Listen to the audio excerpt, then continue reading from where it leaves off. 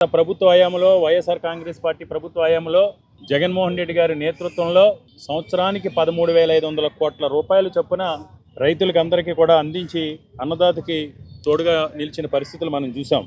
ఈరోజు రైతు భరోసాకు సంబంధించి ఏదో అన్నదాత సుఖీభవన్ సంబంధించి 2 ఏళ్లకు గాను 40,000 రూపాయలు ఈ రాష్ట్రంలో ఉన్న రైతులకు బాకీ ఉంటే కేవలం కంటి తుడుపు చరిగా ఒక 5,000 రూపాయలు ఇచ్చి 5,000 కోట్లు 40,000 కోట్లు 40,000 కోట్లకు గాను 5,000 కోట్ల రూపాయలు కంటి తుడుపు చరిగా ఇచ్చి ఈరోజు చేతులు దులుపుకునే ప్రయత్నం చేస్తున్నారు.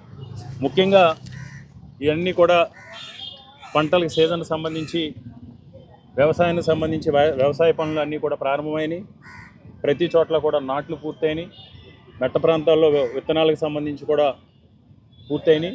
కానీ ఈ రోజుకి ఎక్కడా కూడా యూరియా కానీ కాంప్లెక్స్ ఎరువులకు సంబంధించి కానీ దొరకని పరిస్థితులు. ఏదైతే మనం సొసైటీల ద్వారా చేస్తామో అక్కడ దొరకని పరిస్థితులు.